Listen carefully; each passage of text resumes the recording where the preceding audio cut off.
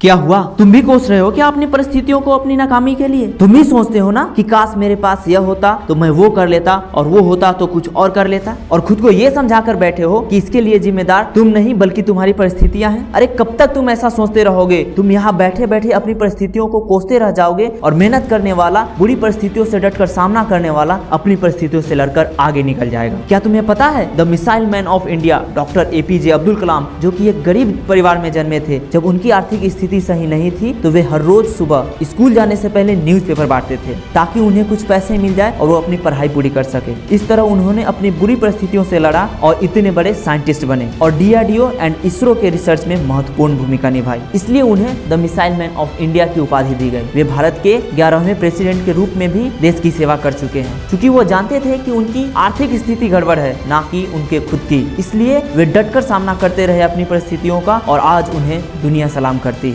एक छोटी सी कहानी और सुनाता हूँ। एक बार एक राहगीर कहीं घूमने निकलता है। वह घूमते घूमते बहुत दूर निकल जाता है और रेगिस्तान में जा पहुँचता है। वहाँ की खुली जगह, नीला आसमान और हल्की सनसनाहट से गुजरती हवाएं उसे बहुत पसंद आता है। लेकिन फिर जब वह देखता है तो उसे नीचे सिर्फ रेत ही रेत दिखाई देती है। यह देखकर वह दुखी हो जाता है और सोचता है कि काश यहाँ कोई पानी का स्रोत होता तो मैं यहाँ ढेर सारा पौधा लगा देता और यह जगह भी रहने लायक हो जाता, चारों ओर हरियाली होती। वह यह सब सोच ही रहा था कि अचानक उसे एक धम की आवाज सुनाई देती है। वह इधर उधर देखता है तो उसे थोड़ी दूर पर कुछ जानवर दिखाई देते हैं। वह नजदीक जाता है तो वहाँ एक तालाब दिखाई देता है जो कि पानी से लबालब भरा हुआ था और सभी जानवर उसमें नहा रहे थे तो कोई पानी पी रहा था। बगल में कुछ पौधे भी दिखते हैं। अब उसे पानी का स्रोत मिल चुका था। वह चाहता तो वहाँ से पौधा लेकर रेगिस्तान में लगा सकता था, लेकिन वह ऐसा नहीं करता है और सोचता है कि भला इतना पौधा कौन लगाएगा, और यह सोचते हुए आगे निकल जाता है। तो देखा आपने, जब परिस्थितियां पौधे लगाने की नहीं थी तो वह परिस्थिति को कोसता रहा, और अब जब वह पौधा लगा सकता था, परिस्थितियां हर तरफ से उसके पक्ष में था, तो वह भाग निकला। वास्तविकता यही है दोस्त, हम भी अपनी नाकामी का दोष परिस्थिति को देते हैं और जब सब कुछ सही होता है तब हम कुछ नहीं कर पाते हैं, क्योंकि हम बुरे परिस्थितियों में खुद को सुधारे हुए नहीं होते हैं, हम कुछ काम ही नहीं किए होते हैं। याद रखना, जीवन में आगे बढ़ने वाले लोगों को कभी भी उनकी बुरी से बुरी परिस्थितियां भी उन्हें कमजोर नहीं बनाती है और ना ही उन्हें काम करने से रोकती है, बल्कि उन्हें उनकी बुरी परिस्थितियां और भी मजबूत बनाती है, क्योंकि उन्हें पता होता है कि उनका समय बुरा है, वो खुद नहीं। इसलिए अपने परिस्थितियों को कोसना बंद करो, काम करो और जीवन में सफलता पाओ।